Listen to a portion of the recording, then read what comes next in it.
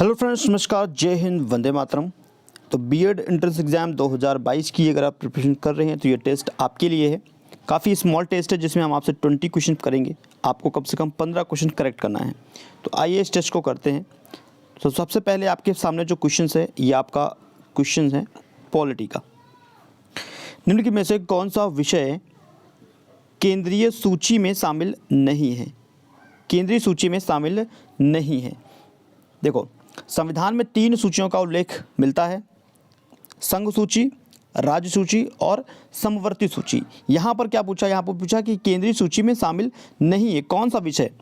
जनगणना, बैंकिंग, मजदूर संगठन या फिर विदेशी ऋण। तो केंद्रीय सूची में शामिल नहीं है। केंद्रीय सूची जिसे हम संघ सूची भी कह सकते हैं, ठीक है। तो केंद्रीय सूची में शामिल नहीं है आपका मजदूर संगठन। Okay, question third. आइए नेक्स्ट बात करते हैं 4 की।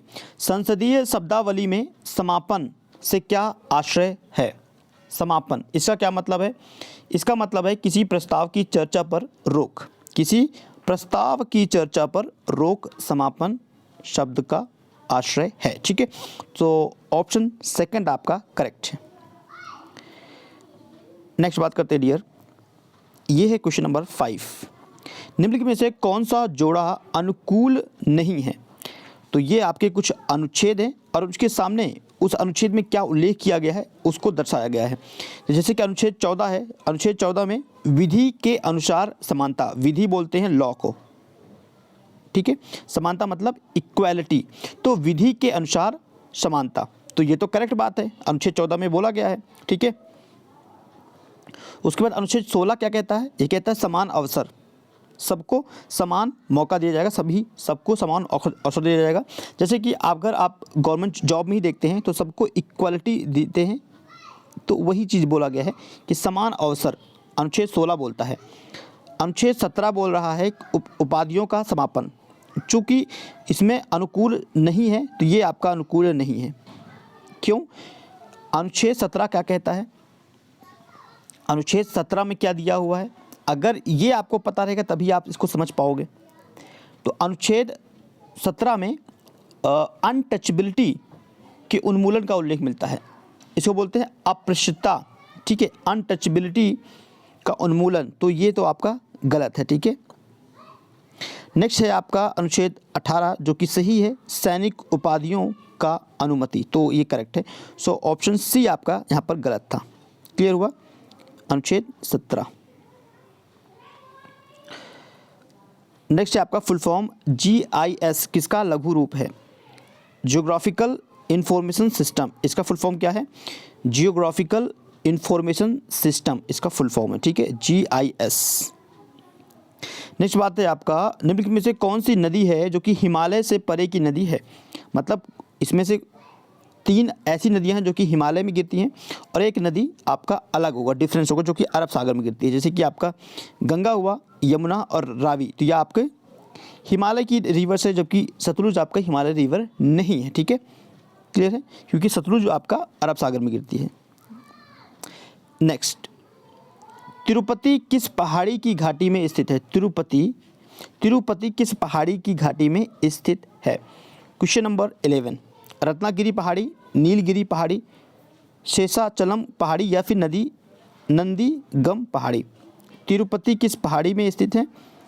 तो ये आपका शेषाचलम पहाड़ी में स्थित है तिरुपति, ठीक है। काफ़ी इंपॉर्टेंट क्वेश्चन है, ये एग्जामिनेशन में रिपीट किया गया है।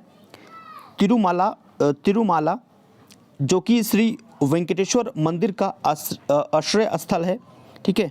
क्लियर है? और ये तिरुपति जो है आंध्र प्रदेश के चित्तूर जिले में पड़ता है। ओके, सो ऑप्शन थर्ड आपका बनता है करेक्ट। नेक्स्ट है आपका नागा अर्जुन सागर परियोजना किस नदी पर स्थित है? तो डियर अर्जुन यहाँ पे एक शब्द है और अर्जुन का संबंध किससे होता है? कृष्णा से होता है। अर्जुन का संबंध किससे है? कृष्णा से संबंधित है। तो कृष्णा नदी पर यह आपका नागा अर्जुन सागर परियोजना है, ठीक है। क्लियर है? Option first. नेक्स्ट है आपका स्वेज नहर किसे जोड़ती है? इट्स अ वेरी इंपॉर्टेंट और कॉमन क्वेश्चन है, तो आप लोगों को पता होगा। ये भूमध्य सागर स्वेज नहर क्योंकि ये एग्जामिनेशन में रिपीट होता है इसलिए इंपॉर्टेंट है। ये भूमध्य सागर और लाल सागर और भूमध्य सागर जोड़ता है, ठीक है। सुएज नहर ये आपका कहाँ पर है, ये आपका मिस्र में है। कहाँ पर है डियर, मिस्र। तो मिस्र की यह आपका एक कृत्रिम जल मार्ग है। कृत्रिम मतलब जो मनुष्यों के द्वारा बनाया जाता है, कृत्रिम, ठीक है। नेक्स्ट बात करते हैं, निम्नलिखित में से किसे वैश्विक विरासत का वन माना जाता है, वैश्विक विरासत का वन माना जाता है। ये है आपका पश्चिम बंगाल का सुंदरवन, ठीक है, पश्चिम बंगाल का सुंदरवन।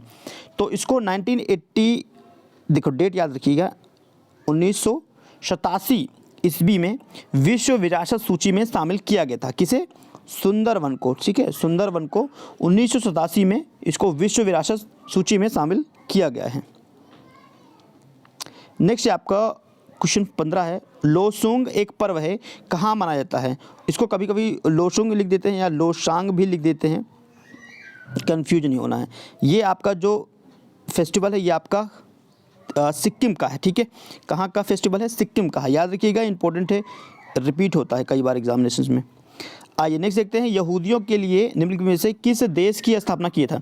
यहूदियों के लिए निम्नलिखित में से किस देश की स्थापना किया गया था। ये किया गया था आपका इजराइल का। किसका किया गया था, इजराइल, ठीक है, इजराइल देश। और एग्जामिनेशंस में आपसे इजराइल का पूछ सकता है राजधानी क्या है, जेरूसलम, जेरूसलम ये राजधानी है, कैपिटल है इजराइल का। क्लियर है। नेक्स्ट है आपका, निम्नलिखित में से किसे कहा गया कि ईश्वर ब्रह्मांड के साथ पासे नहीं खेलता। किसने कहा है ये कहा है आइंस्टीन। अच्छा, ये एल्बर्ट आइंस्टीन नहीं है, कंफ्यूज नहीं होना, इसमें आइंस्टीन दे दिया है तो बहुत लोग एल्बर्ट आइंस्टीन समझेंगे। ये एल्बर्ट आइंस्टीन नहीं है, ये है जॉन आइंस्टीन। कौन है, जॉन आइंस्टीन। और ये इनका संबंध है ब्रिटेन से, ब्रिटेन। और ये ब्रिटेन के क्या हैं भैया, ये लेखिका हैं, ठीक है, लेखिका हैं। क्लियर है, उपन्यास लेखिका हैं, उपन्यास लेखिका हैं। तो इन्होंने बोला है कि ईश्वर ब्रह्मांड के साथ पासे नहीं खेलता है, फेमस हैं। नेक्स्ट, पावापुरी में स्थित कमल रूपी तालाब के बीच निर्मित जल मंदिर का संबंध किससे है। तो ये संबंध है माय डियर फ्रेंड्स जैन धर्म से, ठीक है। किससे संबंधित है, जैन धर्म से। पावापुरी आपने नाम सुना होगा, पावापुरी ये संबंध रखते हैं महावीर। पावापुरी में महावीर की मृत्यु हुई थी। कहाँ पे हुई थी उनकी मृत्यु, पावापुरी में। किसकी हुई थी, महावीर की, ठीक है, महावीर, स्वामी महावीर की। और ये आपका जैन धर्म से संबंधित रखते हैं, ठीक है।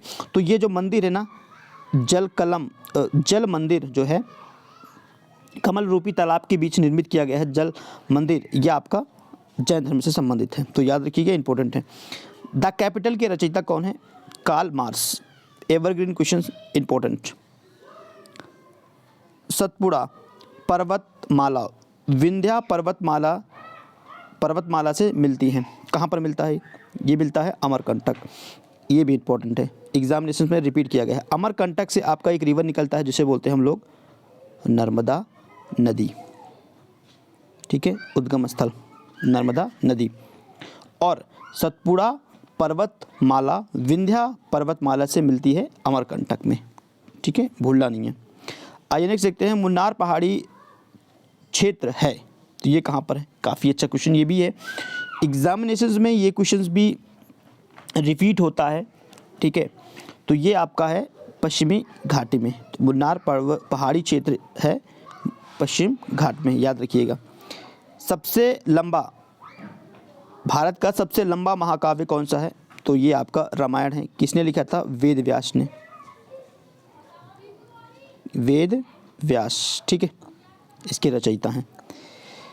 भारतीय जलवायु को क्या कहा जाता है, भारतीय जलवायु को क्या कहा जाता है। It's very important question. भारतीय जलवायु को क्या कहा जाता है, इसको कहा जाता है उष्णकटिबंधीय मानसून।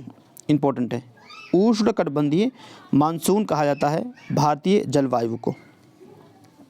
अब आते हैं कुछ क्वेश्चन और करते हैं, जैसे कि एक क्वेश्चन है ये आपका स्टेनलेस स्टील। इतना इंपॉर्टेंट क्वेश्चन है कि एग्जामिनेशन में रिपीट मिलेगा। स्टेनलेस स्टील किसकी एक मिश्र धातु है, तो ये आपका लोहा, क्रोमियम और निकिल का मिश्र धातु है, ठीक है, ऑप्शन थर्ड। नग्न आँखों से देखे जाने वाले कोषाणु का सबसे छोटा आकार क्या होता है? 100 माइक्रोन होता है। कितना होता है?